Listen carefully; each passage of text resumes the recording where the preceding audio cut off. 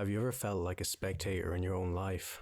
A watcher in the crowd, present but not quite part of the world moving around you? For most of us, it's a fleeting, strange sensation.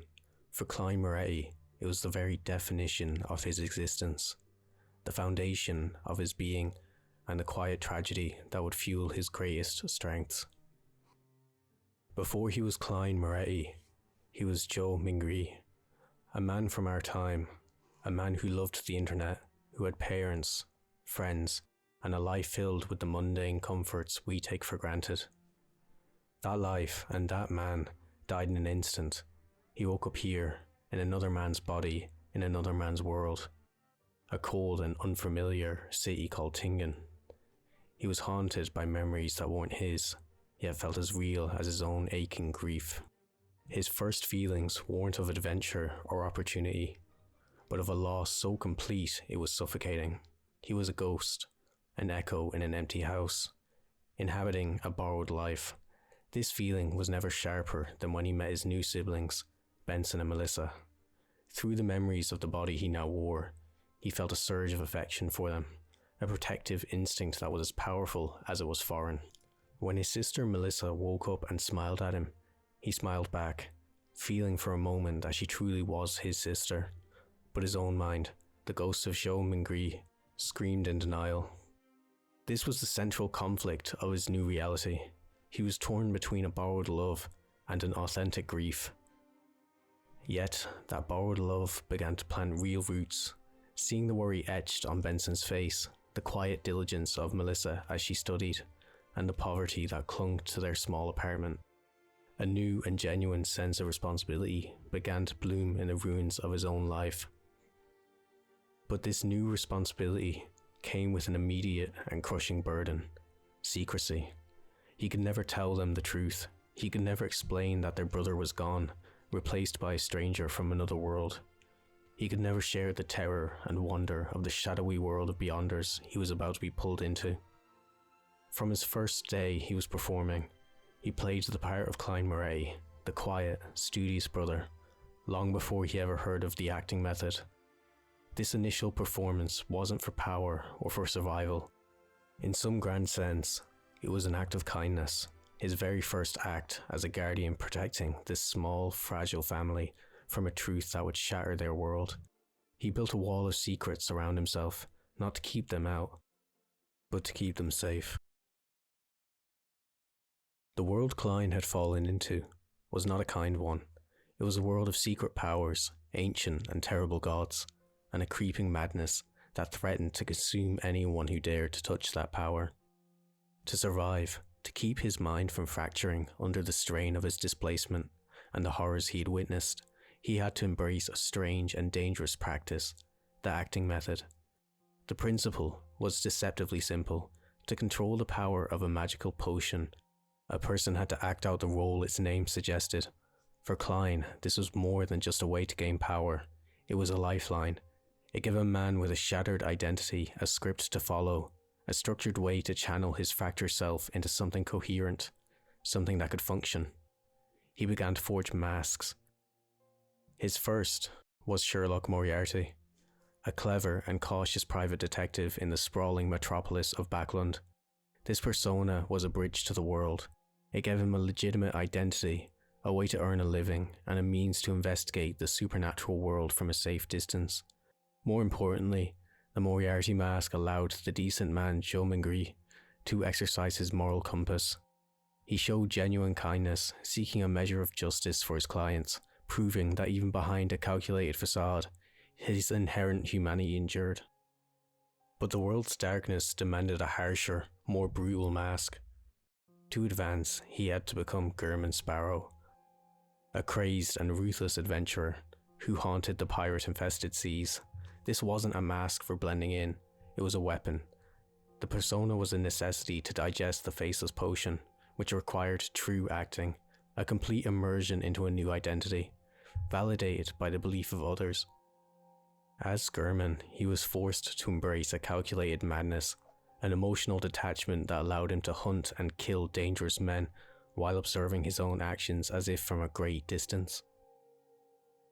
This is where the performance became most perilous, blurring the lines between the actor and the role, threatening to consume the man behind the mask. Each persona was a tool, a necessary lie. But with every flawless performance, with every person who believed he was the brilliant detective or the mad adventurer, the man he used to be was buried a little bit deeper. His path to becoming a part of this world was, paradoxically, the path to his own slow erasure. Of all the roles he played, one came to define him more than any other: the clown. The core principle of the clown is simple, yet utterly heartbreaking. To use a smiling face to hide all the pain, sorrow, confusion, and depression. This became Klein's guiding philosophy, the perfect summary of his existence as a guardian. His journey was a catalogue of loss. The death of his old self, the brutal murder of his comrades in Tingen, especially his captain, Dunn Smith, and the visceral horrors he witnessed daily in the city's impoverished and suffering districts. The clown potion didn't grant him immunity to this pain. It gave him the psychological tool to contain it, to put on a mask of control and competence, while his inner world was a raging storm of grief. His heroism, from this point on, became a form of performance. When he played a pivotal role in saving the city of Backlund from the Great Smog, a supernatural catastrophe that would have killed thousands, his actions were a grand, secret show. He disrupted a dark ritual, battled a demigod's servant, and helped avert disaster, all from the shadows. The city was saved, but his contribution remained unknown to the public. The entire population of Backlund was his audience, and they were entertained with the ultimate magic trick, their own survival. They woke the next day to a city saved, never knowing the name of the performer or the price he paid. A traditional clown entertains an audience for their laughter and applause. Klein's performance was for their safety. His love for this world was expressed by taking on its ugliest truths, so that others could continue to live in a beautiful, blissful lie. He entertained them by shouldering their nightmares, allowing the world to remain a spectator to its own salvation. This brings us to his final and most meaningful performance as the clown. Having faked his own death to escape powerful enemies, Klein was once again a ghost in his own life. He sought out the only true connection he had left, his family. But he couldn't approach them, he couldn't speak to them. To reveal himself now would be to sign their death warrants. So he did the only thing he could. He put on the literal painted face of a clown and went to the circus to watch them from a distance.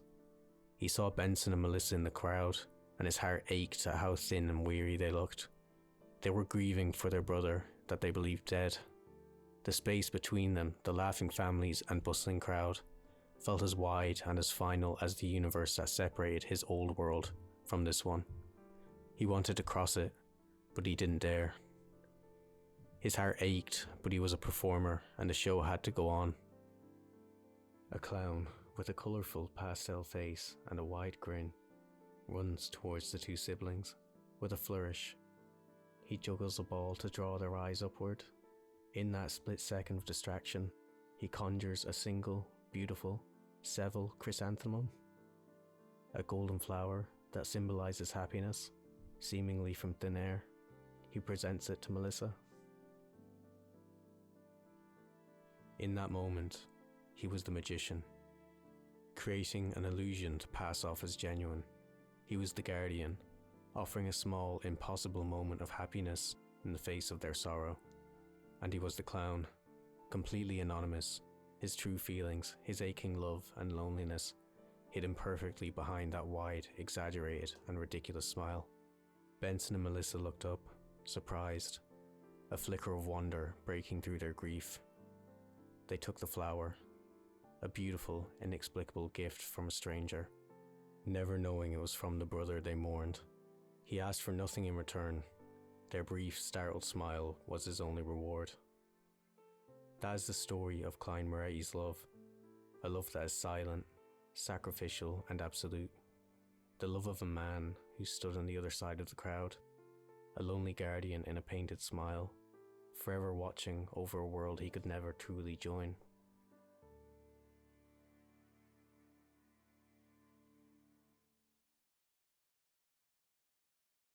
Hey guys, if you made it this far, I want to thank you.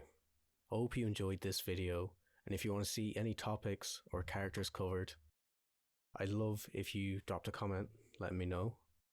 I plan to be uploading semi-regularly, just covering the things I like, the characters I love, that kind of thing. The lengths probably vary depending, you know how it is. And all the best, and I'll see you next time. Thank you.